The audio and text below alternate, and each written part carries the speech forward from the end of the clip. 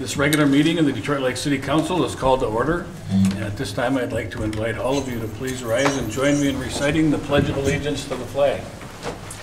I pledge allegiance to the flag of the United States of America and to the republic for which it stands, one nation, under God, indivisible, with liberty and justice for all.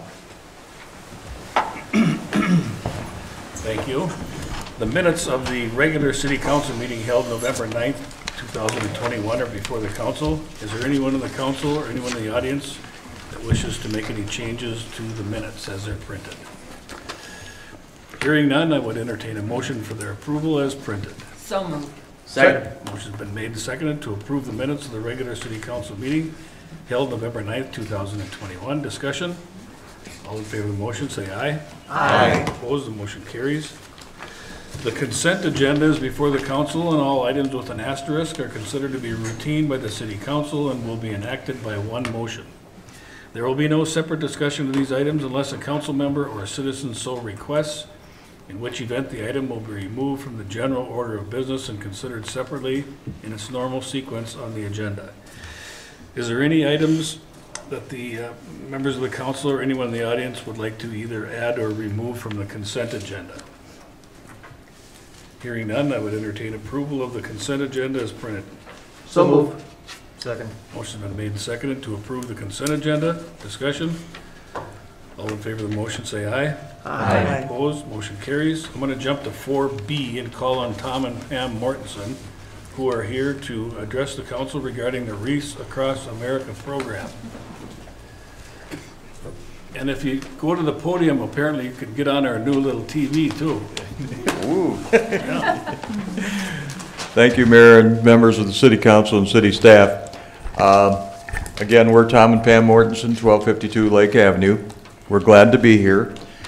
And before I go into the Reefs Across America, Pam and I were driving down Washington Avenue last night and looking at the lighting that the city has provided, the snowflakes, I guess you call them, beautiful. And it really makes it feel wonderful being in a community that honors tradition and still has the flair to really look like a sophisticated community. And thank you for that. It really is warming because you go to a lot of communities and you don't see things like that. We're here tonight to talk about the Reefs Across America. This is our 7th year of doing it here. And you know, we do it in a variety of parks as they're listed in the little brochure. But we just thought we'd tell you a couple little things about the organization that we're working with. This started out many years ago, and every year they put wreaths on Arlington National Cemetery. This year they will be installing over 275,000 wreaths at Arlington alone. Detroit Lakes is one of the few cities, west central Minnesota, that even participates in this program. Indeed, 7 years ago, there was no other community west of Fort Snelling that did it in our state. So this is kind of a unique honor for us to keep this tradition alive. Each of these wreaths are handmade, and there's 10 balsams that are tied together by hand. And that's true of all the wreaths they do. There's 2,700 locations internationally, most of course in the United States, but on some ships and at some of our embassies throughout the world have these wreaths in honor of the veterans, both those that are alive today and their families and those who have given their lives. What makes these wreaths unique is they're circular, obviously like most wreaths, but that's to show the eternity of what these stand for. The evergreen is unique in itself because of the fragrance it gives. It's fresh, it's clean, it's a scent, but it also represents longevity because evergreens grow for a long period of time. The red ribbon recognizes the sacrifice that those families have made. What's unique about the one you have before you is this is the first year that you're going to see the Space Force, which is another component of the military, added to the wreaths that we present at the various locations. This is a typical smaller wreath that will be like on the flagpoles. We'll have a larger one at Oak Grove Cemetery, etc. But Pam's going to tell you about the 10, why the 10 balsam bouquet is put together. And these reflect the qualities. Okay. Sorry, I had just came back from getting my eyes done, so I'm a little kind of, she dilated my eyes. Their belief in a greater good, their love for each other, their strength, work ethic, and character, their honesty and integrity, their humility, selflessness, and modesty, their ambitions and aspirations, their optimism for America, their concern for the future, their pride in their duties, and their hopes and dreams that didn't always come true, but left them with no regret. We'd like to thank you for the opportunity to keep our community involved in this project. We'd like to also invite you, if you'd like to come out Saturday morning, it's going to be nice and chilly, 11 o'clock over at Veterans Memorial Park. Thank you, and thank everyone in this room for their continued support for our veterans. And thank you.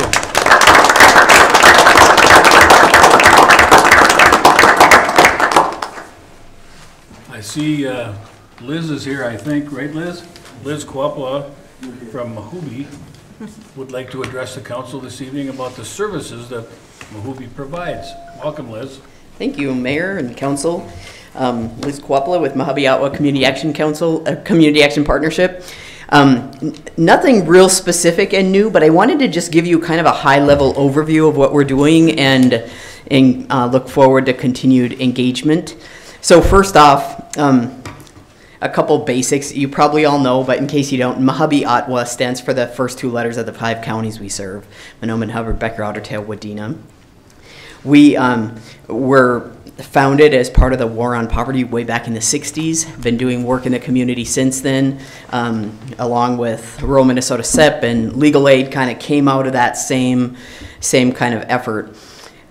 I've been there now almost 5 years, and for many years before before I arrived, what we've been doing is a set of kind of siloed programs. So folks who come into Head Start, to get ready for kindergarten, and we still do. We serve about 500 kids a year in our Head Start programs. Or they'd come in a housing door, either homeless or a range of housing programs. Could talk more about those. Or they'd come in the energy assistance or weatherization door and get those services. Or a senior services. In our senior services, we have a mix of homemaking and chore to help folks stay in their homes longer with snow removal and those kinds of things. And we have the retired senior volunteer program to keep seniors active in the community. We serve homeless seniors, those kinds of things. Or they'd come in the child care programs door, where we help child care providers get their quality ratings so that they can get better reimbursements and things from the state. And we provide child care assistance programs and early learning scholarships. When a low-income person came in one of those doors, we would connect them with the others as appropriate. But 5 years ago now, we sat down with our board of directors, and our mission is really to help people achieve self-sufficiency. It's not to just kind of help people cobble things together. It's really to move people from poverty to doing okay. And my interest in this work comes from, I grew up in a family with 10 kids. My parents struggled. Dad was on again, off again at work. We're on the iron range, and the mines were kind of up and down. And so I learned early from those struggles, not just a really strong work ethic, but also I learned that low-income people have the same potential as anyone else, just not always the same opportunity. And so what we try to do at Hvac is try to create that opportunity for folks. And so we've redesigned the way we think about our services. Instead of those siloed programs I described, we think of folks coming to us at one of 5 levels, and then we help them along to the next level. So level 1 is crisis, a life-threatening crisis. We see people with substance abuse crisis, mental health crisis, homeless crisis, domestic violence crisis. We work closely with other partners to address many of those, but we think that needs to be addressed within 24 hours because that's a health and safety issue. And then that moves someone to level 2, or they could come in at level 2. This we think of as benefits, just helping people understand and get access to services we might have at Hvac or that might otherwise exist in the community, public resources, private resources, the free meal at the church, you know, those kinds of things.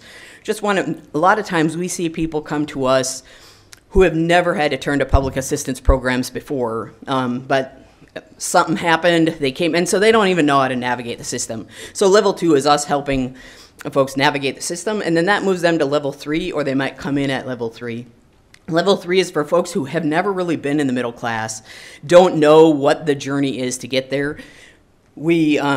We help them figure out one of 3 pathways. So one is an education pathway. It might be finishing their high school education. It might be 2-year, 4-year degree. It might be English as a second language. We really leave it to the family, the client we're working with, to figure that out. You know, what do they want and how can we support it? Sometimes it's just an extra certification at work that can allow them to, you know, move up. Sometimes it's getting their CDL, a range of things in the education bucket.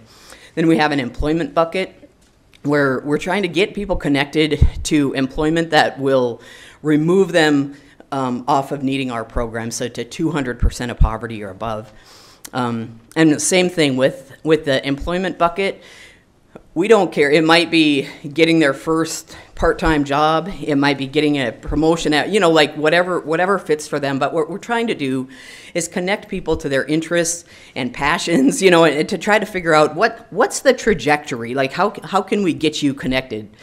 And then and this level 3 is also just or something else, because when we talk to our low-income clients about this effort and upward mobility, when they're at this level 3 relationship-based coaching, they said sometimes the big thing in front of me isn't education or employment, but right now it's my cancer diagnosis, or right now it's my sobriety, or right now it's, you know, some big thing I'm struggling with. And if I could get a little help with that, support, emotional support, community resources, I'd be less likely to slip into poverty. So we want to be responsive to folks' needs. And then as they're working through that, it just naturally builds to level 4, which we think of asset development, asset building. So this is helping people who've maybe never been banked, you know, to get a bank account, create some savings, long-term, short-term kind of savings. But it could also be connection to friends and family. We survey our clients sometimes and we say, if your car broke down, you know, on cold January night, do you have people you can call? How many people could you call, you know, for a lift, for a jump, for a tow, you know, whatever you need? And some people don't have anyone that they could call on. And so we just think, and many people have many people, right? And so level 4 is asset building. It's about building financial assets and shoring that up, but also a friends and family network. Or for some, it's a connection to a faith community or connection to culture. Whatever's right for that person, we want to kind of try to get them connected. And then that moves them, most of us, our entire life, we're building assets. And so it's not like you start here and you're done by next Thursday. It's really just trying to understand where, you know, what you want to build, what resources might be available. Then that moves you to level 5, which is leadership development or giving back. And so this is where many of our RSVP volunteers, the seniors, are, for example. But what's different about this new model is we don't want to assume that a senior is okay on all of these other levels just because, you know, they're generous with their time. So we're trying to find ways of checking in to see, like, hey, are you okay with it? You know, like, yes, please volunteer. And if we can help you with something else, we'd love to. So that's what we're trying to do with our service delivery model. I'm really excited about it. I think our board of directors is excited about it. And I think the way we can partner, one way we can partner is especially with community members. As we look for, like, what types of workers we need. For example, at our shop, we need teaching assistants. And so we started like growing your own, right? So we're working with some of our clients who have an interest in early childhood, maybe have never done that. We pay them for a paid internship so they can try it out, and then we can help them get their CDA credential, and then we can help them get to 2 years, and some of them might stay with us, some might start their own childcare program, some might go work for other early childhood folks. And then lately we've been looking at nursing homes and just the need for folks in the healthcare sector as well. And can we tap into folks who are coming to us for services along this level 3 where their basic needs are met? And now it's like, how do we build, to do one of those stackable credential things? And so it gives me a lot of hope. Our mission is really about ending poverty, creating upward mobility for everybody we see, everybody who wants to work with us. And in addition to that, so one of our tasks is just helping people directly. Another thing we're tasked with from the federal government is trying to do our part to be a team player in addressing the conditions that allow poverty to exist in the first place in our communities. And so that is a big task and one we partner with a lot of folks on. But our board has chosen 3 key strategies that they think we can make kind of a dent on. One is we want to be involved where we can and where it makes sense in efforts to develop more affordable housing. We don't develop, but working in partnership, because I just think there's opportunities for partnership. So just creating housing so that people can afford to live in our communities and there's housing available, and it's so much cheaper to house people than to maintain them in homelessness. Another big bucket is early childhood, especially for infant toddlers. It's just really unavailable. We just need to do more work. And so whatever we can do, if there are things we can do, we want to do those things and partner. For anyone listening who has opportunities for partnership, we want to do that. And then we also want to get a handle on what can we do around community energy projects where appropriate to just, bring down some of those long-term costs for homeowners and renters. So that's what we're up to, and I just want to come by and tell you all that in case it kind of triggers some, ideas, or if you have questions now, or I look forward to working with you, in the months ahead too, as we work to end poverty in our community. Well, we're glad you came, because that's a lot of good information. Any questions for Liz? Anybody have any questions or comments? Well, we sure appreciate you coming, Liz. Thank you so much. Thank you for having me. All right. And thank you for your leadership. Okay, thanks. Okay. So we'll move to the Community Development Committee, and we'll have to come back to the Budget and Levy at 6:01 p.m. So we'll move into the Community Development Committee. Chairman Josephson? Yep, we'll go right to item 5B because Amy is here and looks like Peter is here also. So item B is consideration to first reading of Ordinance 486 establishing an art council. Do we need any background on this, Kelsey?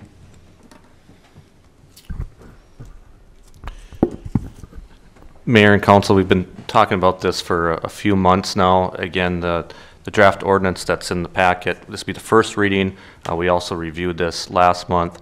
I guess the only thing I maybe point to is just the membership subdivision 3. The Art Council would consist of 9 members. All but 3 have to live in the city, and there would be basically a 3-term limit.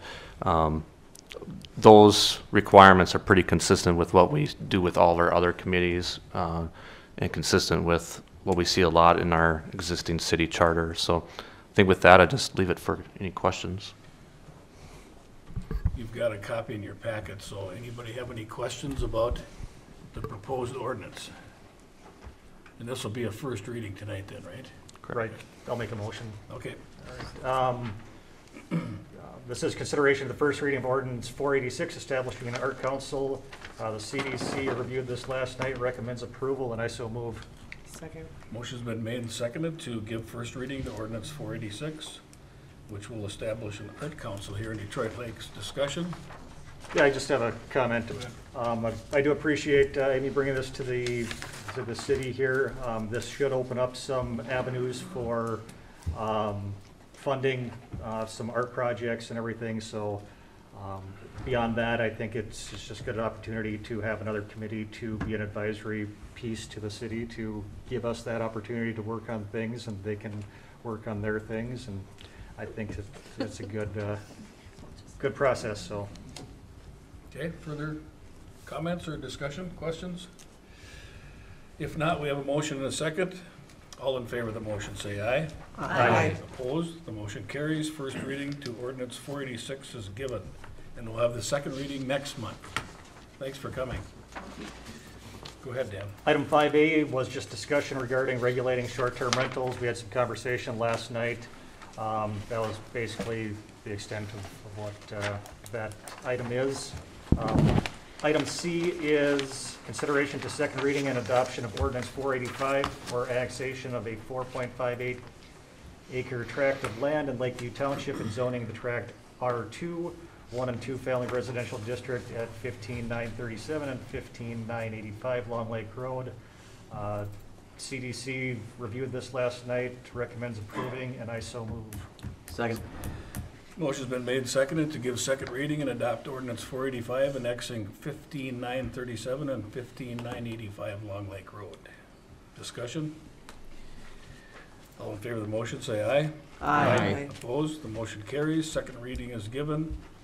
And 15937 and 15985 Long Lake Road are now in the city limits.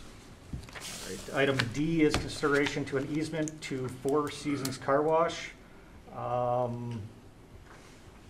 Who wants to take this, because there's an easement draft on our table for review, and Charlie, You want me?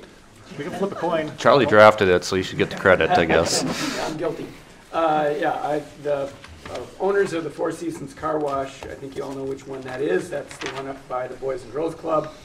I believe are in the process of selling the property and must have determined, based upon title review, that they didn't have an easement. So those of you who have been there know that you can get in to that facility from a driveway off of Richwood Road. You can also get into that facility off of a driveway that is off of Highway 34. Both of those existing driveways are on city property, and they service Crevassier Park, recently redone.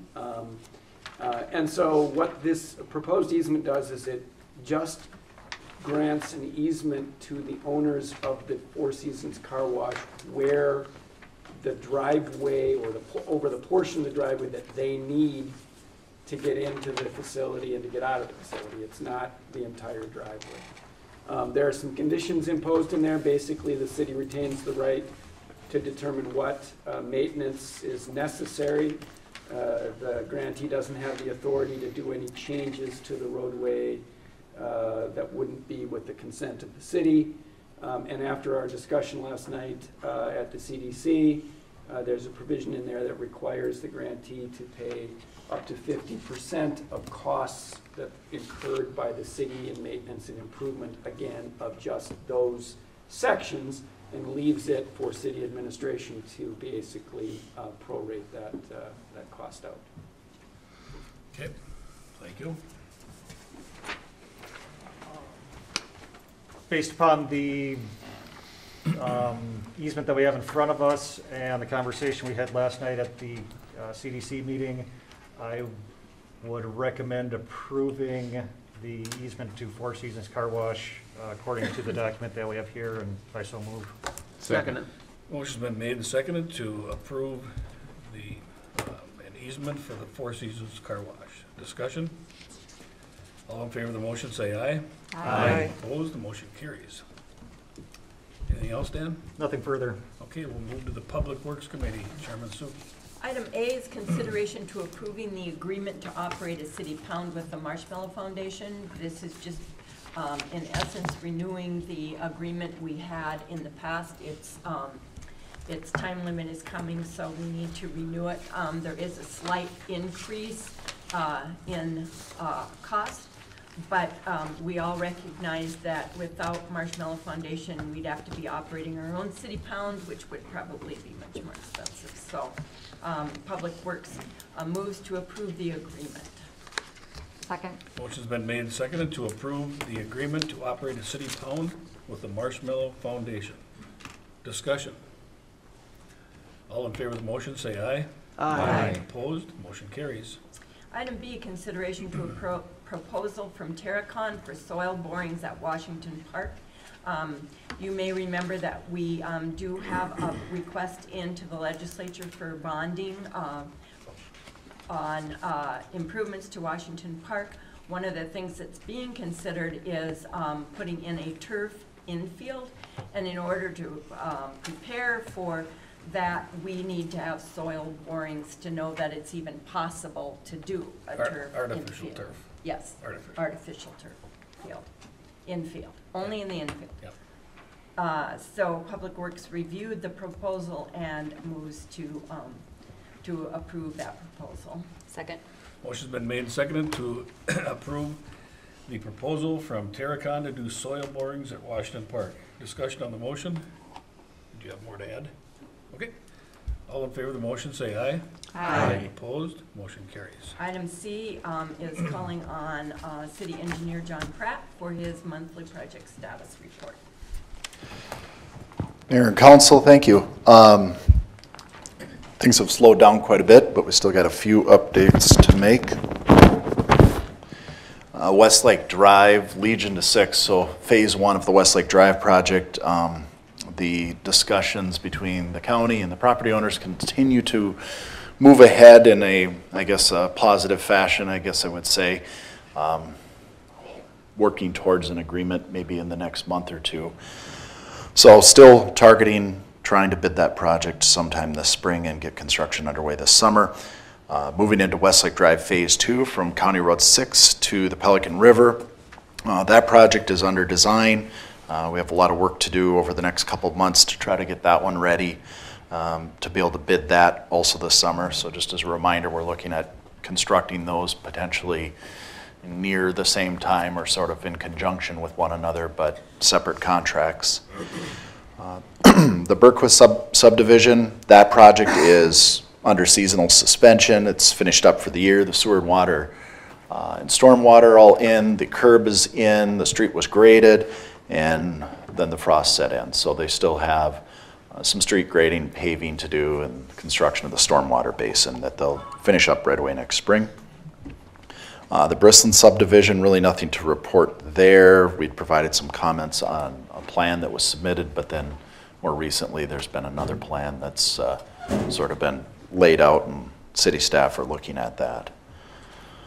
Willow, Frazee, and Home Street project, also under seasonal suspension. We did get Willow Street done, at least from a standpoint of getting it open back up to traffic. We're not able to get the concrete sidewalk and driveways in, so that'll be finished up in the spring, and then that project will move ahead next summer with likely the first part of the work would be downtown on Frazee Street, Home Street, in the alley, and then move back to Willow Street sometime maybe midsummer. Lake Forest, that project is substantially complete, just a wear course to put on that next spring. Highland Drive, I guess just a refresher, the county has reached an agreement with the township on that. They're going to take over ownership of the road sort of upon completion of this, so they're taking the lead on the project. The city will have a financial contribution, but that'll pretty much be the extent of the city's involvement in it. So I'll keep you posted on that. And nothing really to add to Willow Springs. One that I realized I probably should get on here, we are working on the parking lot improvements, the design for the museum and DLCCC parking lot. I should get that on the list. We're under design on that, sort of targeting a spring bidding so that we can get underway right around the first part of June has been the discussion. So, questions? Any questions for John? Thank you, John. Thank you. Anything else, Madeline? Nothing else? We'll go to the Finance Committee, Chairman Zeman. Okay, under 7A, we have consideration of the approval of the 2022 race for the American Legion Campground. And Kelsey, you want to give us a review on that? Mayor and Council, it's an annual process where we approve the rates for the campground. Proposing some slight increases. The seasonal rates are an increase of $100 per season for both the small lot and the large lot. I believe the daily rates, I think that's somewhere in the $10 range, I think, is those increases over the previous year. So every year the city council needs to approve those rates. Okay, thank you, Kelsey. The committee reviewed these rate increases, and I so move that we go ahead with the new rate increase. Second. Motion's been made and seconded to approve the 2022 rates for the American Legion Campground. Discussion? We'll probably be reviewing the campground agreement between the city and the campground in January. In correct? January, we'll do that, yes. Okay. Any questions, discussion? All in favor of the motion, say aye. Aye. Opposed, motion carries. At 6:01, we'll do item 7B, so then we'll move to 7C, consideration of resolution approving the 2021 end of the year fund transfers. And Heidi, do you want to review on that? Sure, just briefly, this is just annual transfers that we do at the end of the year to, from the stormwater utility fund that basically help to pay for some of the bonding costs for various projects that have been done over the past number of years. So the storm utility or the stormwater fund does pay towards some of those bond costs per our original bonding agreements. And so this resolution is just approving those transfers, which were budgeted for the year. Okay, the committee recommends some move the resolution approving the end of the year transfers. Second. Motion's been made and seconded to approve the 2021 end-of-year transfers, specifically stormwater funds to be transferred for the bond payments. I had a quick question, Heidi. Yeah. Years ago, that fund kind of struggled when we first started it out, Is it kind of caught up and holding its own now? Not really. Okay. So it's not doing very well. There is a lot of pressure on the stormwater fund because there are so many different stormwater mandates, and there's so much that needs to be done by way of stormwater, mitigation and maintenance and Sure. just cleaning up of things. So we're definitely looking at those rates and that structure, and we're in the middle of trying to update that ordinance, and that's something that we're looking at bringing back to you early in 2020. But much of the pressure Or is because of the 2022. mandates. Jeez. Because of the mandates, we're having Yes. to do a lot of this, right? Yes, it's a part of it. So the stormwater fund pays part for operational costs for street sweeping and those type of activities. And then almost every capital project we do, there's usually a stormwater component, which then the stormwater fund is also being tapped for that. And so yeah, when there's pond sizes, the things that we have to do to meet those requirements, it usually comes with some sort of capital cost, which yes, the stormwater fund has to pay for that. Ron? Is the Pelican River watershed doing things too as far as with the watershed, as far as stormwater and so forth now too? Did I see something on that, or? Well, Alderman Zeman, I think to answer your question, the Pelican River Watershed District has rules related to stormwater management within the district, so that's always been something they do. They've assisted us in the past also with maybe doing some sort of grant application for some sort of stormwater mitigation projects, so really kind of a partner with how we go about with really just stormwater management within the district and within the city, so. Okay, thank you. So did we vote? No. No. So, sorry, I don't want to sound so flippant about the fund not being in very good financial health. Obviously, that's not something you want your finance officer to be telling you. And it's something we're obviously looking at and concerned about. So the fund right now funds the operations of what are going on. What we're mostly concerned about are these large capital costs that continue to accumulate. And so that's kind of what we need to look at in a larger scale and how we're going to fund those over time. So I just wanted to kind of put that out there that, We have a plan. and we just need to kind of beef that up a little bit more. Well, and, with the city has a plan, but, being at some of these meetings, we just came back from a meeting and waters in just about everything with trying to keep the water clean for everything across the whole state. So there is going to be changes all the time with water, and especially the runoff water and so forth. So it is something that we have to keep our eye on with the budget, because there certainly has to be increases to manage all this runoff. So Further discussion? All in favor of the motion, say aye. Aye. Opposed, motion carries.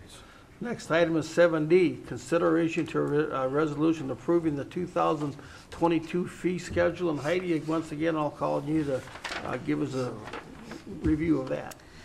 Sure. So the 2022 fee schedule is in your packet. We did just this evening at the Finance Committee meeting make one more change. So the return check fee under administrative, it's the second item under there. The committee discussed that and,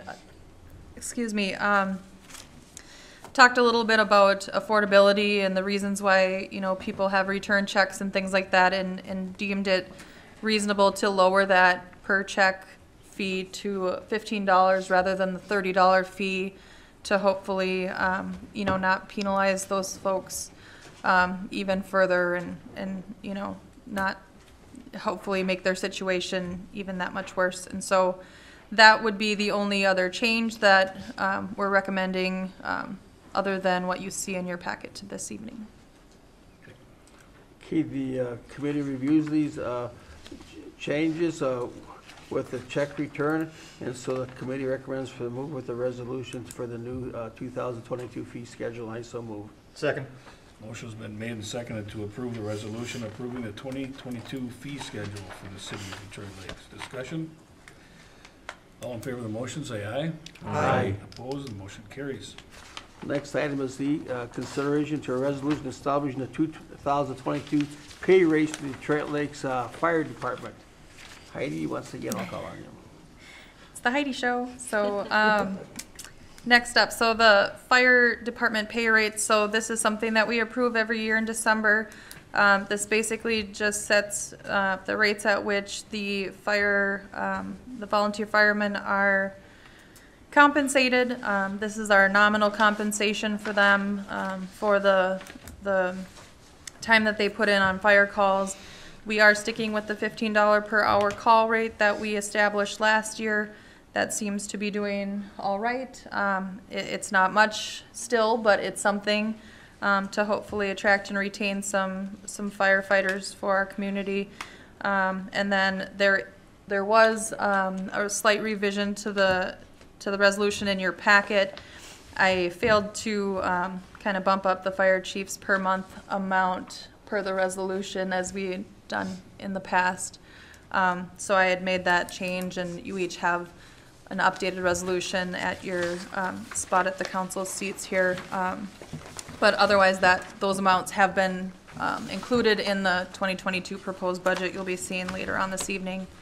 And with that, I would stand for any questions. Okay, the committee reviewed these and with the changes, and we give consideration for the resolution to establish the 2022 pay raise for the Detroit Lakes Fire Department. I so move. Second. Motion's been made and seconded to adopt a resolution establishing the 2022 pay rates for the Detroit Lakes Fire Department. Discussion? All in favor of the motion, say aye. Aye. Opposed? Motion carries. Next item is item F. It's the consideration of the joint powers agreement with the Lake Agassi Regional Library. I'm going to call on Kelsey to give us a review of that. Mayor and Council, in your packet is a revised Lake Agassi Regional Library joint powers agreement. Basically, I was notified last month that Laurel is working on switching their insurance coverage to the Minnesota counties.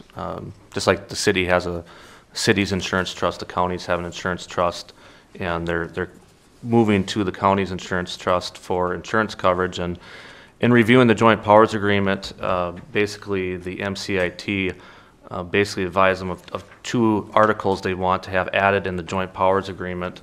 One is Section 5, Item 4, dealing with indemnification and hold harmless clause, and then Item 5, which is basically just records an accounts and reports clause, which is consistent with our data practices requirements and open meeting laws. So there were some other just housekeeping items that were included that were cleaned up in the new joint powers agreement. The City of Detroit Lakes is a signatory on that joint powers agreement, so we need the City Council action to sign the new joint powers agreement with Laurel. Okay, the committee reviewed this, and we so move to go ahead with the new joint power agreement for the Lake Agassi Regional Library, and I so move. Second. Motion's been made and seconded to adopt a new joint powers agreement with the Lake Agassi Regional Library. Discussion on the motion. All in favor of the motion, say aye. Aye. Opposed? Motion carries. I'd like to have you, you've got a new agenda item came here. It's called 7A, consideration of the resolution granting the city council consent for the final taxes payable for the 2022 Hra levy.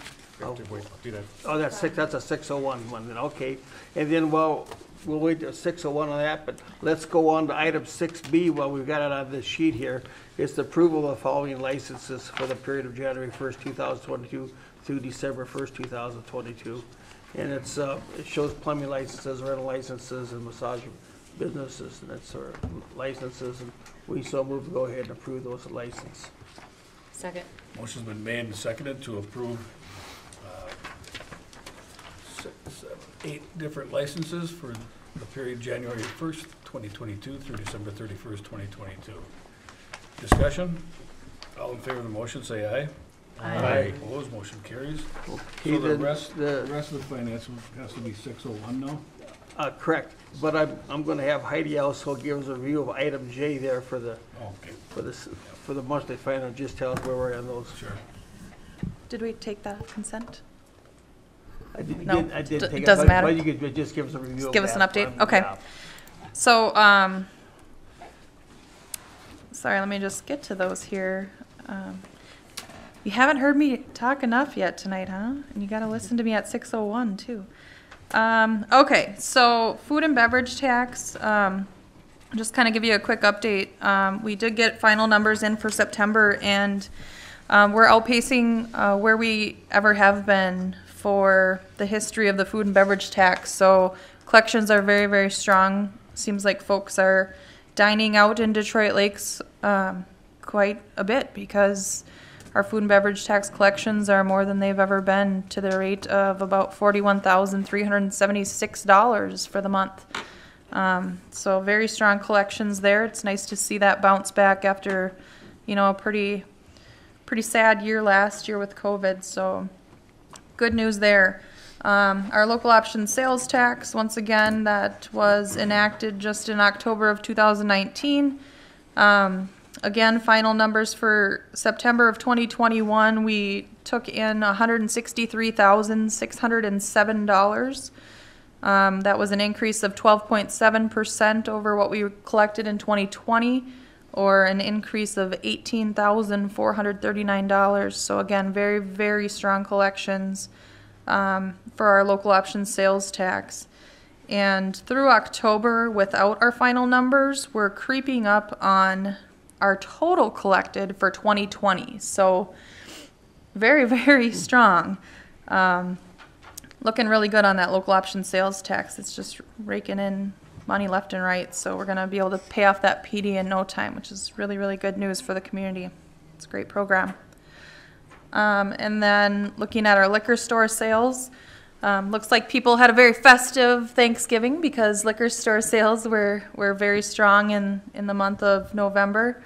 Doing much better than we had in any other year prior, obviously, other than last year. We were just a little short from last year, but really strong at $605,000 plus worth of sales. So kudos to the staff over there for being super busy and still getting the job done. So they also just had some audit counts of their inventory, and they were at 100% accuracy, which is unheard of. So extreme kudos to them. I used to be an auditor, and it's just unheard of for that. So awesome for the liquor store, and very proud to have such an asset over there that, that the city can rely on. So, great news. Any questions for Heidi? Thank you for those reports. And that's all for us right For now now, until okay. 6:01. We'll jump to the Public Safety Committee, Chairman Winter. Thank you, Your Honor. We only have one item for consideration tonight, and that's approving the DNR mutual aid agreement for the fire department. The only change from the past agreement is that the reimbursement rates have been updated, essentially what the DNR will pay us for mutual aid assistance. And so we reviewed the agreement, recommend approval, and I so move. Seconded. Motion's been made and seconded to approve the DNR mutual aid agreement for the fire department. Discussion? All in favor of the motion, say aye. Aye. Opposed, motion carries. And that's all I have, Your Honor. Okay, we'll go to the Liquor Gambling Control, Chairman Bulkey. Item 9A was consideration of sponsoring Let's Go Fishing for 2022. This was discussed at Liquor Gambling, and we came to the motion to deny this. And I'd like to make that motion. Is there a second? Second. Motion's been made and seconded to decline sponsoring the Let's Go Fishing for 2022. Discussion? One discussion was we were going to have staff and or Randy follow up with that Let's Go Fishing. We may have some other options available to them. Right. Further discussion? Well, I would hope that we would do something financially to help Let's Go Fishing. That's been a long-term program and helps a lot of folks. I don't know if we're not going to do it this way through Liquor Gambling. Hopefully Randy can come up with something, because this group certainly does need support to keep going with their operations. They help a lot of kids, a lot of seniors, a lot of people that have handicaps, and it's a great program, and we're lucky to have one up here in our area. So I hope that we can come up with a way to fund it in the future. Okay. Further discussion? All in favor of the motion, say aye. Aye. Opposed? Motion carries. Anything else, Matt? The only other topic is Heidi kind of stole my thunder, but I know Randy's not going to toot his own horn, but the liquor store did have a 100% audit when they went through, meaning not one bottle, not one cork top, not one bag was missing. All the ice cubes were accounted for, so Randy, that's for the year you've had over there, the business that goes through there, that's a huge feather in your cap. So please pass that along to your staff over there. A huge kudos. Thank you. Thank you, Matt. Evelyn, there's a few items from the Public Utilities Commission. Yep. Would you take those items? Item A is request approval for the 2022 PERPA rate. The PERPA rate is actually what, if somebody were to generate electricity in their own, from their own means, they can sell it back if they have extra electricity. And there's a rate established for that, and that's the PERPA rate. Okay. So the Public Utilities Commission reviewed it, and we request approval of that rate. Okay. Is there a second? Seconded. Motion's been made and seconded to approve the 2022 PERPA rate for the Detroit Lakes Public Utilities. Discussion? All in favor of the motion, say aye. Aye. Opposed? Motion carries. Item B is request approval for the final payment and closeout for the E2Q project, and I'm going to call Vernell for that one. Thank you, Alderperson Suki, thank you. Give you a little background, when we started this, our original budget for the wastewater treatment facility was $35,138,514. And that included design and project management expenses. When we applied for the PFA loan, we applied for a $33,376,170 loan and grant application. All in, once it's all said and done and this final payment is approved, we're going to come in at $31,087,829. So we're going to be $2,288,341 under the PFA loan, and that's going to be about $4 million under what our original budget was when we started this project about 6 years ago. The final pay application and change order number 6 that we're asking for approval, the final change order number 6 actually reduced the final contract amount with Westlake Construction by $772,000 and some change.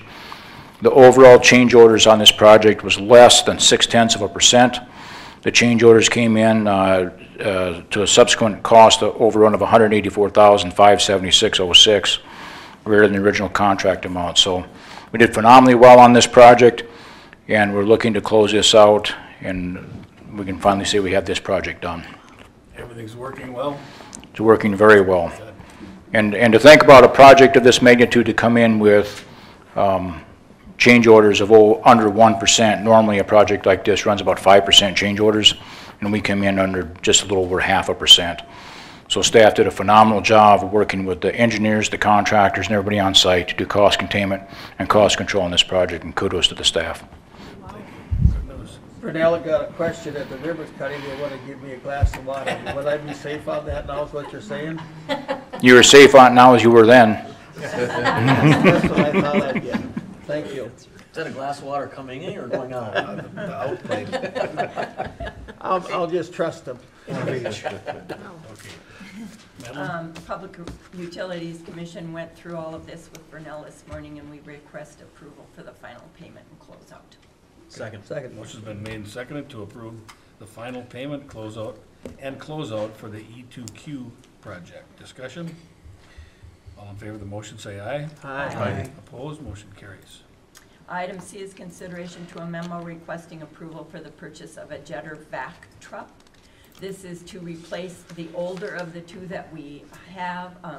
Sean did some investigating on it. The oldest truck we have is shot. There's no repairing it anymore. And he located a Hvac truck that we can get within 3 months or something like that, versus having to wait 18 months if we don't take this and order it. So they're also going to give us a real good deal on trading in our old ones. So Public Utilities Commission reviewed it and request approval. Second. That. Okay, motion's been made and seconded to approve the purchase of a Hvac truck. Discussion? All in favor of the motion say aye. Aye. Opposed? Motion carries. So the cost on that is shared with the public utilities. That's correct. And the public works budget, Yes. right? Okay. Anything else, Madeline, on the Public Utilities Commission? Nope. All right. We might get done before 6:01. I'd like to recommend a name to fill the unexpired term for John Thorpe on the Park Board, and I'd like to recommend Alex Westhoff. Alex is relatively new to Detroit Lakes, and he could be a nice addition, so I'd recommend Alex Westhoff to be put on the Park Board. I so move. Second. Motion's been made and seconded to appoint Alex Westhoff to the Park Board. Discussion? All in favor of the motion say aye. Aye. Opposed? Motion carries. There will be a council work session next Tuesday, and we're gonna do it at 3 p.m. 3 o'clock, that works for them. Is anybody gonna have a problem with 3 p.m. instead of 4 p.m.? It's for Aaron. What? Sort of. And me. The city pay for speeding tickets? I suppose we could take it under consideration. Oh, that should be fun. All right. We have, the next joint governance meeting will be hosted here at the city council chambers at 7 a.m. on January 4th.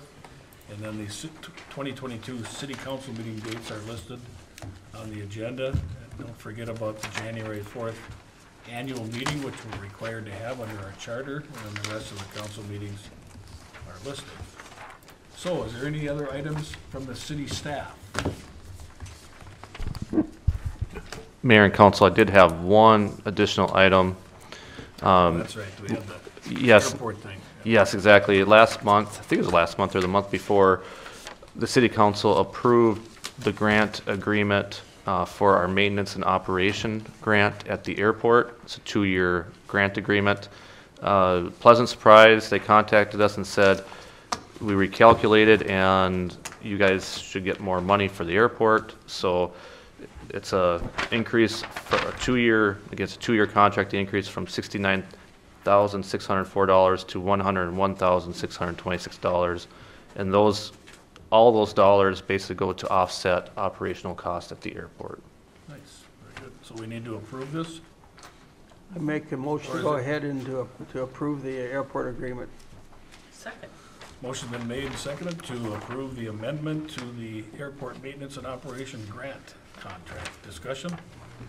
All in favor of the motion say aye. Aye. Opposed, motion carries. Anything else from city staff? Anything else from any of the council members? Otherwise, we have to wait for about 5 minutes here or so before we could do the truth and taxation. I'd like to say something, Mayor.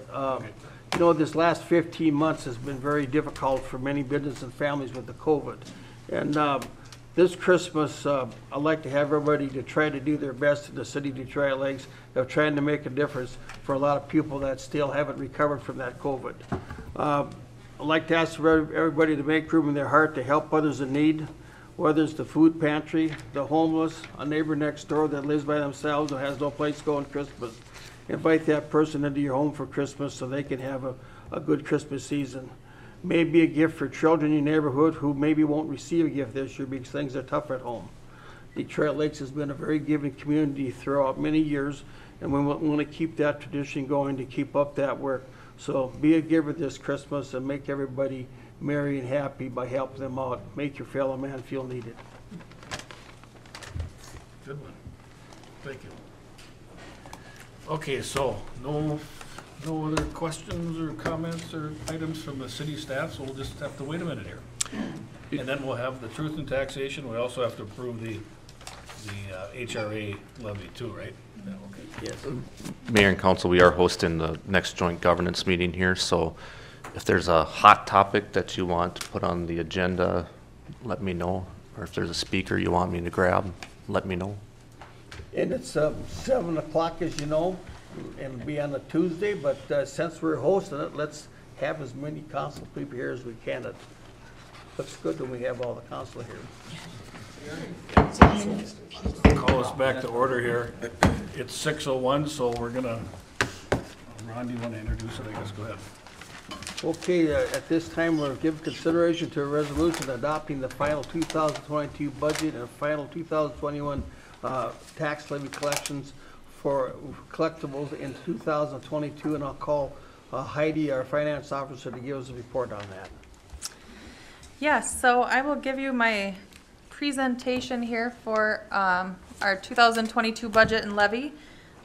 This again is something that we're required to do per Minnesota state statute.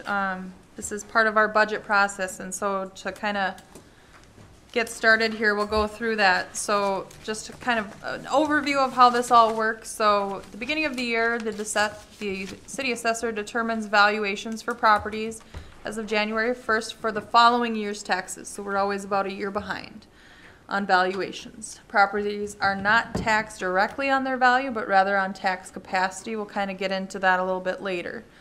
Different property types have different class rates, so you multiply the taxable property value by its class rate to arrive at the tax capacity. I know that's getting kind of in the weeds, but those terms are important. Tax capacity, that's what you're actually taxed on when figuring out your property tax bill. Residential homestead properties are taxed at 1% of your tax capacity of the first $500,000 of property tax capacity. And then 1.25% after that. Commercial industrial, as you can see on the slide here, is at 1.5% for the first 150,000, then 2% after that. Apartments, 4 more units are at 1.25%. So the local property tax process starts somewhere in about March or April. So, well, actually in about January when the assessor gives those notice valuations. But March or April, the valuation notices are sent by the county to property owners. Then the local board of appeal is held. That is where property owners can appeal their proposed property valuation either in person or in writing. That is the opportunity for a property owner to appeal their valuation. If they don't do that, and if time expires, you cannot appeal your valuation after that. So there are some key dates there. Then in about June, July, as a city, we start our budget process. So internally, I will start running budget reports. I have all of our department heads get me their information about what they need for operations and what they need for staffing in the next year, what they need for capital items and whatnot. I pull all of that information together, present it to kind of go over it with Kelsey, the city administrator, and then we go over that with the finance committee. We have a number of meetings, as they'll attest to, or very early morning meetings in August. And then we kind of hammer through all the different city funds and go through what are all of our changes, what do all those changes mean for our budget, what do they mean for our property tax levy, and then in the end, what do those mean for our taxpayers? And so we go through this sort of long process and have all of these meetings to lead up to September, where we adopt our preliminary budget and tax levy.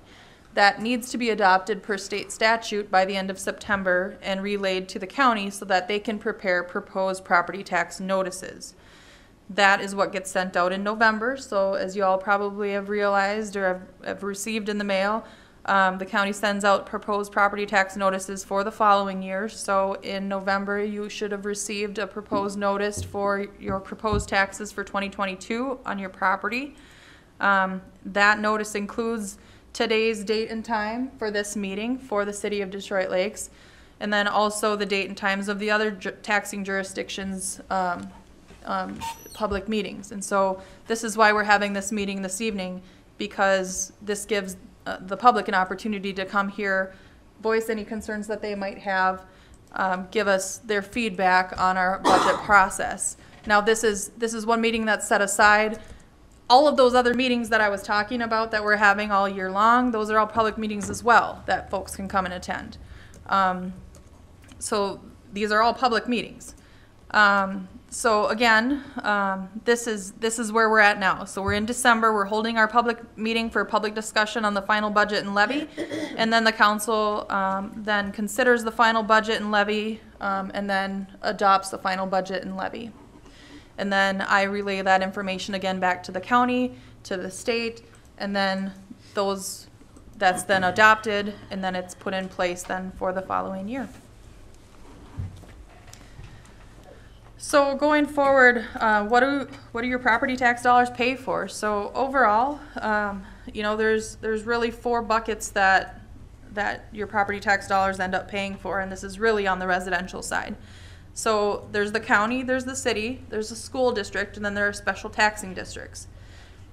So obviously the county, you know, we're in Becker County, so there's social services, public health, roads and highways, libraries, corrections, sheriff, and then environmental services. Those are the main core functions of a county. As a city, you know, we do streets, police and fire, parks and recreations, building safety, and a variety of other services. The school district obviously is public education, K through 12, and community education. And then we have other special taxing districts like the Becker County EDA, Watershed District, and HRA now, as we're going to see later on, there'll be another special taxing district levy of an HRA levy if the council so chooses to approve that this evening.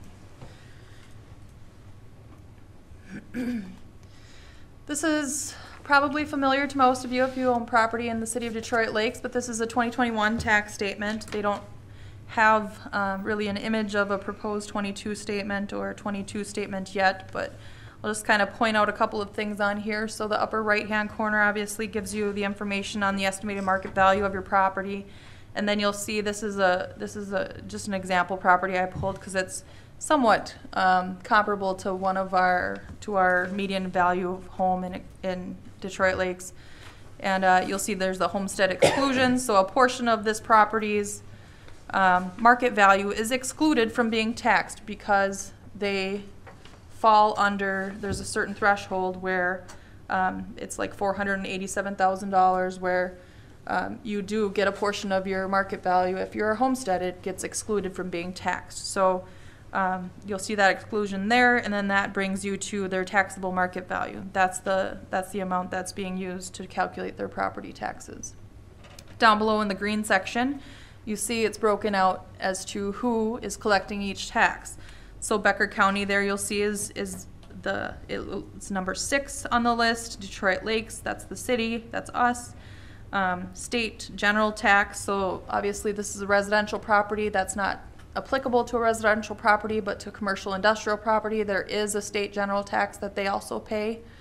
And then there's the school district, and then underneath that there are special taxing districts.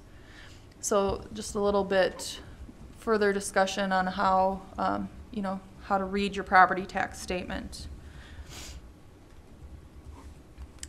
So during all those meetings in August, back when we were talking about and trying to develop the 2022 budget, I asked the budget committee to kind of give me some goals and parameters and priorities of what do you want to see for 2022? What types of things do we want to focus on for 2022? And so these are the things that we came up with. The fiscal goals that were mentioned were the levy and tax rate. So keep the levy reasonable, but fund what needs to be funded. Ensure that we're planning for the future and setting ourselves up for success. Ensure we're charging appropriate rates for amenities. Make sure we're funding maintenance and replacement of those amenities. And then maintaining a healthy fund balance to ensure financial stability. So those are kind of the fiscal goals that were identified during our discussions. And then our key priorities that were identified: maintaining our current assets, investing excuse me, in maintenance of current assets, and saving for capital items. And then finishing projects that are already in place. So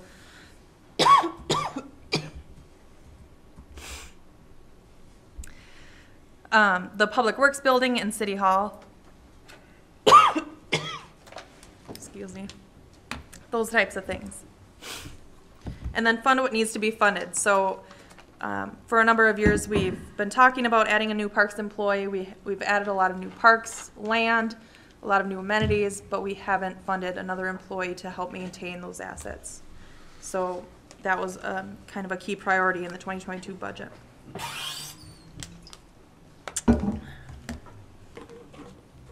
This is really hard to read, nearly impossible, but I can get it, and you want a copy of this if you're really interested in it. This just breaks down the revenue and expenditures of the general fund. This is the major operating fund of the city, and it really is kind of the bulk of the overall levy and budget. So the proposed budget from 2021 to 2022 increased 5.95%. That is funding that additional parks employee.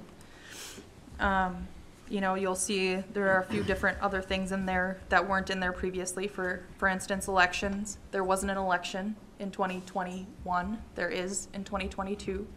So there is funding in there for 2022 for an election year. Couple other things in there that we'll kind of talk about in my next slide.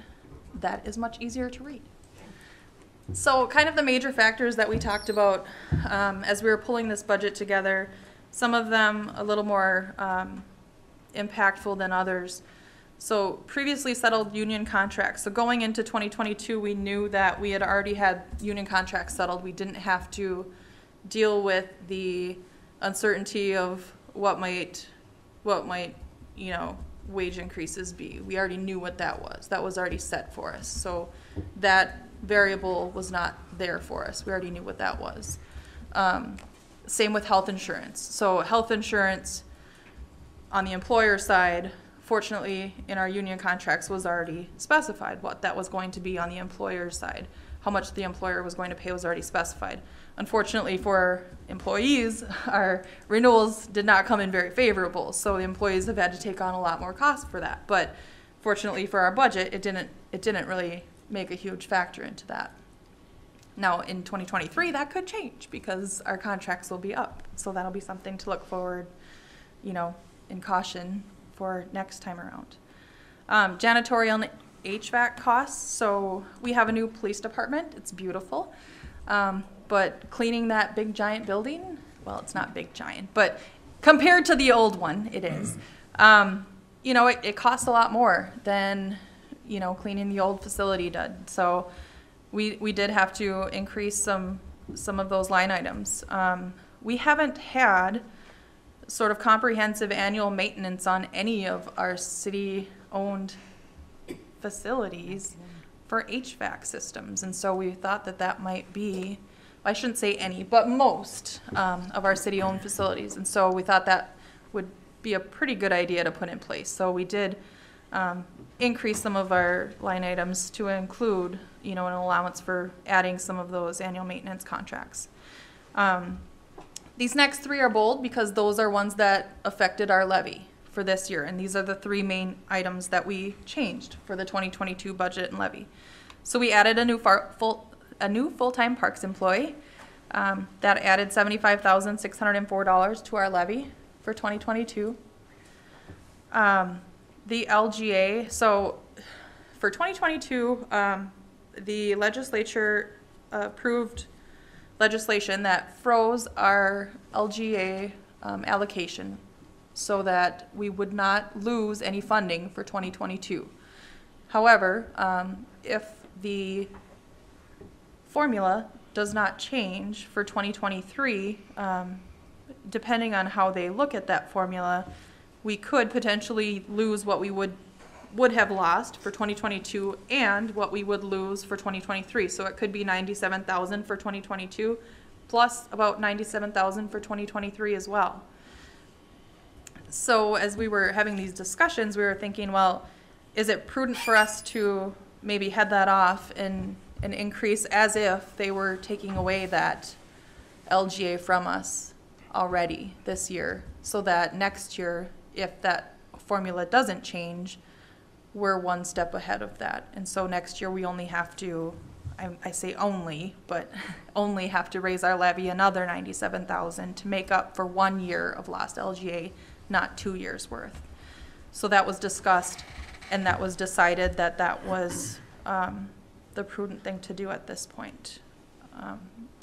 And then the other third thing that was discussed and agreed upon was a new HRA levy. So this levy is not something that the city itself is levying to taxpayers, but it is something that the city needs to agree to in order for the HRA, who is a separate entity, to levy. So the HRA is levying this separately. It will show up separately on your property tax statements under the special taxing jurisdictions. However, the city is allowing or has to give approval for this to exist. And so this adds another $120,000 to the levy. This program, though, that they're funding with these funds will help, hopefully help keep some of our more affordable housing stock by doing some deferred maintenance type of things, helping folks fund certain, you know, somewhat major capital items that they might not otherwise be able to afford, and hopefully keep them in their homes longer by creating this loan program through the HRA. And so this is a first year of this sort of pilot program, and the committee decided that this was something that we should probably give a chance to and try out. So this has been included in the 2022 budget and levy. The other factor that we kind of talked about a lot during our budget discussions were equipment costs and availability. I mean, obviously, you know, with COVID and supply chain disruptions and things like that, there's been a lot of uncertainty as far as can we get equipment in, and if we can, what's it going to cost us? A lot of places, even with some of our everyday supplies like water chemicals and things like that, our suppliers aren't even willing to give us, you know, estimates as to what they might charge us next year on some things. So when we were putting together a budget, it was a little bit difficult to give estimates and to put together a budget based on projections because we don't have really solid figures to put in there. So those were some of our major factors that we put into this budget and that we had to consider. Whoops, a little too fast. Okay, so proposed property tax levy. So when people ask, what do I get for my property tax dollars? Well, this is your laundry list of what you're getting for the city line on your property tax statement. So what you're getting here is general fund, which that makes up council, mayor, elections, city administration, assessing, legal, planning, city administration, building, so this building in and of itself, police, building inspections, animal control, streets, snow removal, food pantry, home center, parks, summer rec, and then some funding for equipment replacement, the arena, the fire department. You'll also see, on this list, there's some funding for the airport, development authority, the arena, and then there are a number of debt service funds, and those are funding various different projects that we've done in the past number of years. And so this is paying back the debt that we assumed, or the loans that we took out on those projects. And so that's what you're getting for your city portion of your property taxes. And then again, you're showing this comparison here from our final 21 to our proposed 22 tax levy. The preliminary and our proposed 22 is the same. We haven't changed that at all from our preliminary. So what you saw on those proposed tax notices that the county sent out in November, if you don't make any changes to this evening, that would likely be fairly close unless the county makes some valuation changes. That could potentially happen. That would be pretty close to what you actually see on your property tax statement next year. So this is kind of where we're shaking out. So the city's actual levy increase is about 8.22%. That HRA levy, again, is not necessarily a city levy. It is a separate item, but that factored in brings the grand total to 10.19%. And the only changes that we've really made to the actual budget, so this is the levy side. On the budget side, the only changes that we've made to the budget since then is in the police department equipment fund, we've added some funding, $50,000 for body cameras in their police equipment fund. That fund still cash flows. We had considered that. We talked a lot about that during the budget process. We just hadn't penciled it into any one given year. Chief Todd has been doing quite a bit of research on that endeavor, and I think he's ready to take some steps and move forward with that project in 2022. And so he asked that we include that in our 2022 budget, and I'm comfortable doing that just because that fund is still stable with that inclusion.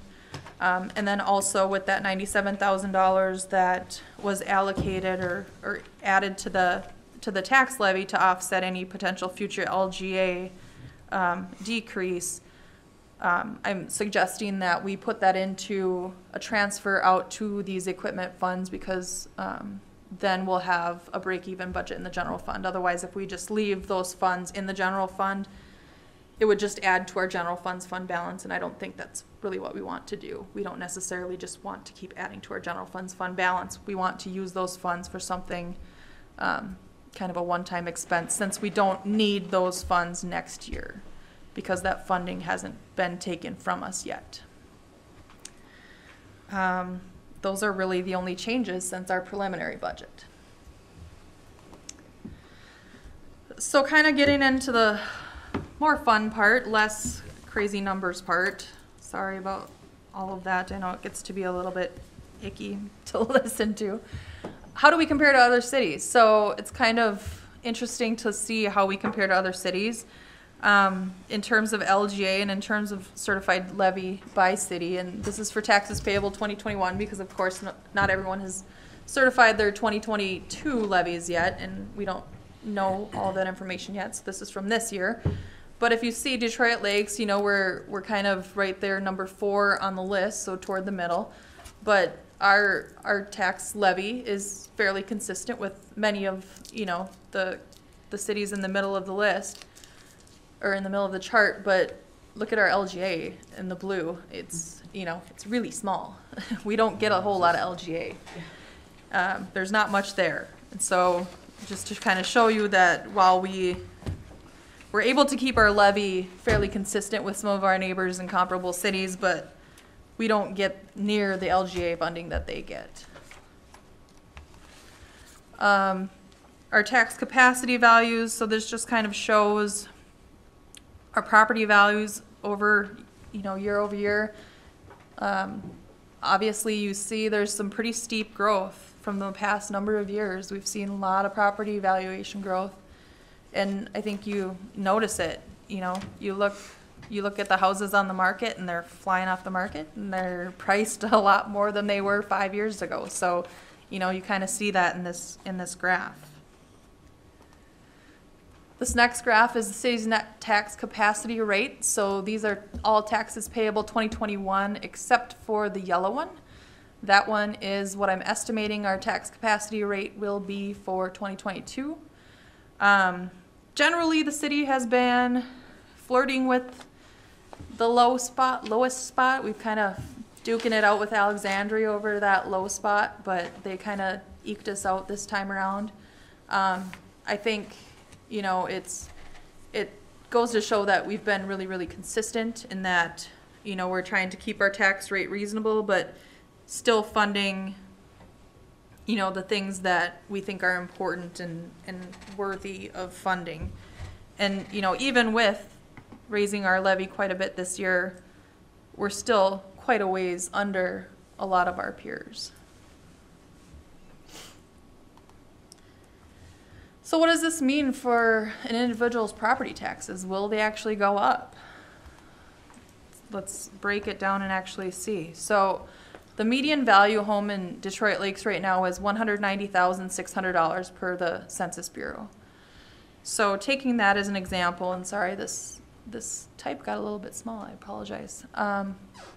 So under that example, $190,600 estimated market value property, if that is homesteaded, they would get some of that homestead exclusion, so their taxable market value would be down to $170,500. Calculating that tax capacity, again, that's what you're actually taxed based on. That is 1,705, so that's your tax capacity on that market value of a property. Times that by our city tax rate that we just saw on those previous graphs, and that is what your city property tax bill is going to be for the next year. So $718.11 is what your 2022 property tax bill would be. So if your value was the same in 2021, if your value was that $190,600, and in, your taxes would have increased about $23.97 or about $2 a month from 2021 to 2022. So kind of put things into perspective a little bit. You know, that $718.11 annually breaks down to about $59.84 per month. I looked at my internet bill, and I kind of go middle of the road internet, $50.95 a month. If you are gassing up today at $3.19, you get about 18.71 gallons of unleaded fuel for the same dollar amount. If you're subscribing to a live streaming TV service or cable TV, your bill is going to be at least $64.99. Could be quite a bit higher than that. Cell phone, I don't know. Those are kind of all over the board these days. You could pay little to nothing, or you could pay crazy amounts. But I just chose $60 because I don't know. That seems like a good middle of the road amount. But as you can see, I mean, your property tax bill, in the grand scheme of things, if you break it down on a monthly basis, not all that unreasonable, I don't think.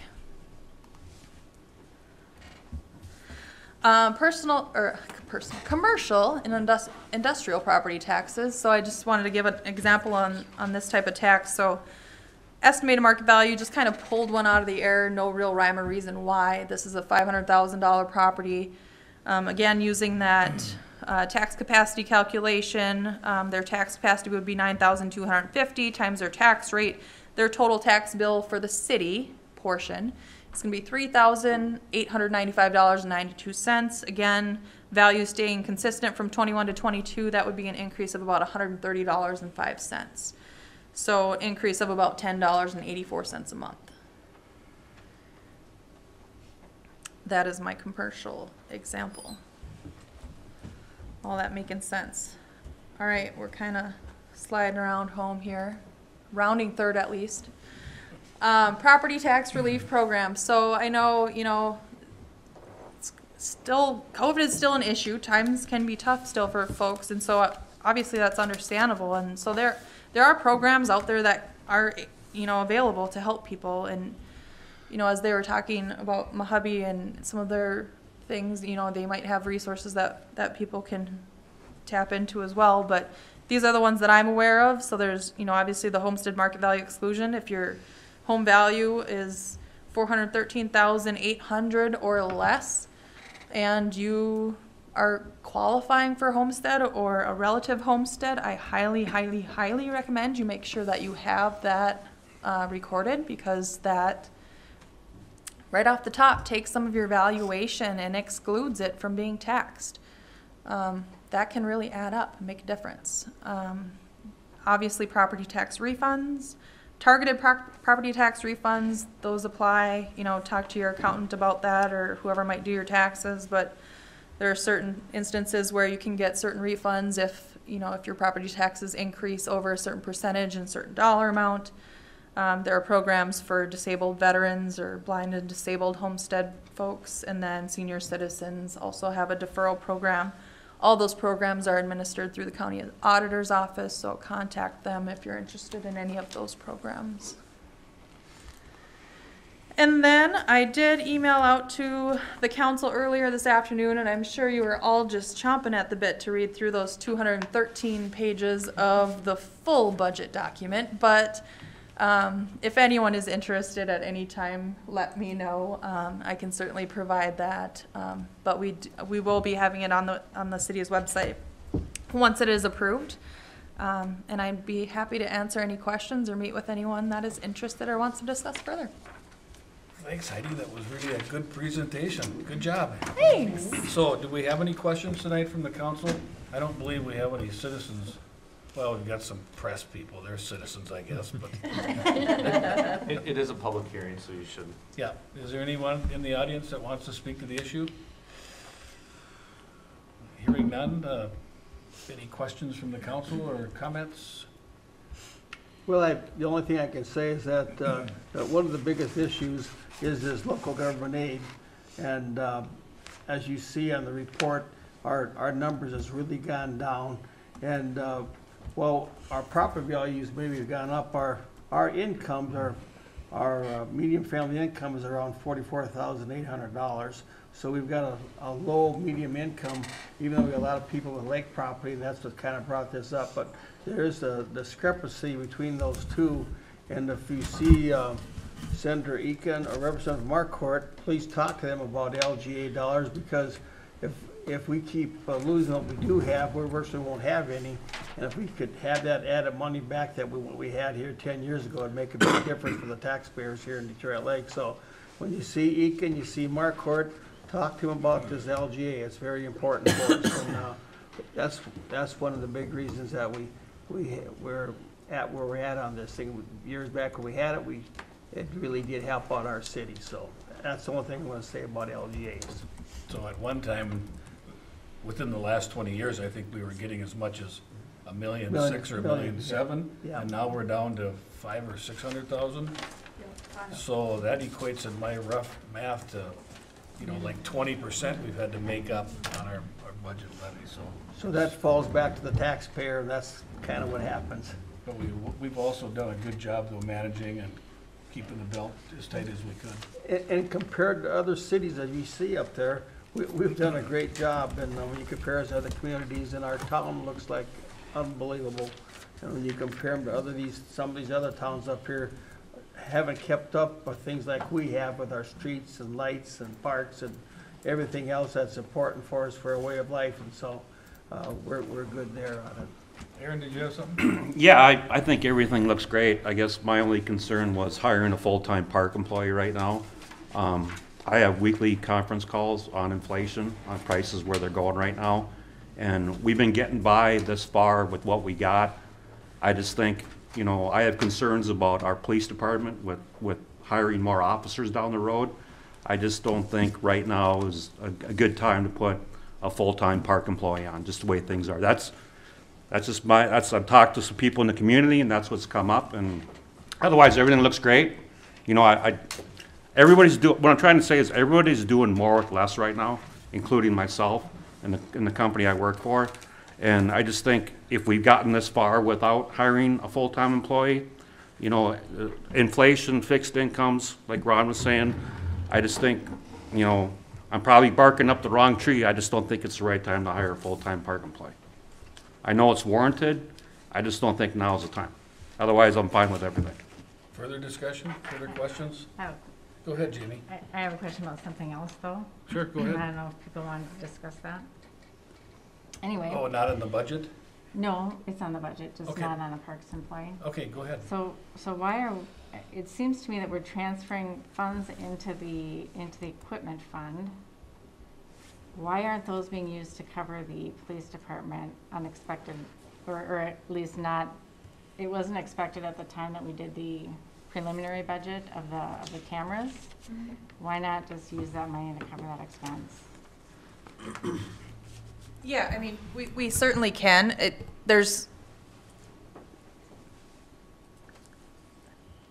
mean, otherwise, has something been removed from the police department budget that we had planned to pay for with the preliminary budget, or what? So it's a little different so this is in the police capital budget. So that's a budget that rolls forward every year. So they have a fund balance in that budget. Okay. So it doesn't necessarily, they didn't necessarily need to lose something in order to add something to it. And as I mentioned, it still cash flowed, even adding this $50,000 item into it. It still cash flowed in future years for their equipment replacement and things like that.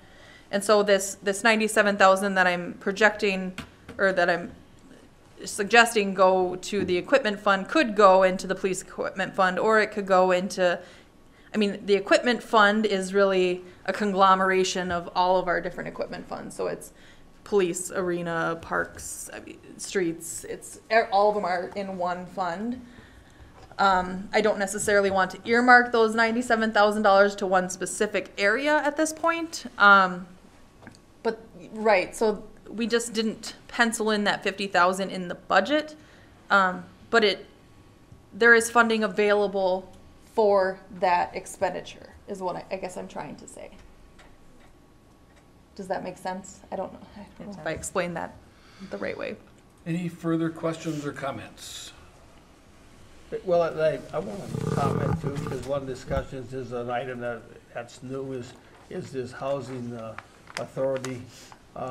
And the reason that we went forward with that is because we've got a lot of homes that are priced under $90,000 that need help with rehab, and the people that live in those homes are low-income people, and they have a hard time doing these repairs. But the thing is, if we don't have those houses and repair them, we're gonna lose those houses, and then where do you put those people to live? They end up being homeless. And so we think it's part of having a good city is helping these people that do need help. We do get help, same with Hubie and some other agencies, but it takes a teamwork to work this thing out, and that's the reason we're trying to do with this housing authority levy, and it's hopefully we can help some families to get these houses out of disrepair and make them livable homes again.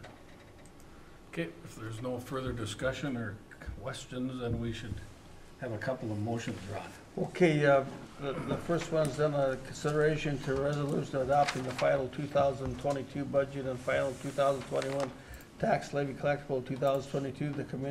The committee reviewed this, and I so move that we move ahead with this. Second. Motion's been made and seconded to adopt the 2022 budget and tax levy. Discussion, further discussion? All in favor of the motion, say aye. Aye. Opposed? Oppose. Motion carries. And then we have the HRA levy. The next item then would be consideration of resolution granting city council consent for final taxes payable for 2022 HRA levy. The committee recommends, and I so move. Second. Motion's been made and seconded to approve the resolution granting city council consent for the final taxes payable for the 2022 HRA levy. Discussion on the motion? All in favor of the motion, say aye. Aye. Opposed, the motion carries. Anything else, Dan? Nothing, Your Honor. Jamie? Natalie? Just a huge shout out to the Public Utilities Commission for raising the funds for those new streetlights. The new decorations, those look amazing. They look good. They're There's I two do have different something. styles, right? Go ahead, Jamie. I do have something. I just want to say, just remember Dixie Johnson and Sally Oja, who passed away in the last couple of months, longtime city council members. We think of them. Yep. Anything else, Matt? No, sir. Madeline? Merry Christmas, everybody. Yeah, Merry Christmas. I won't see you next week, so I'm saying Merry Christmas. All right, thank you. Ron? Yes, Merry Christmas to everybody and everybody in the community. Dan? Nope. Nothing there? Merry Christmas, happy holidays.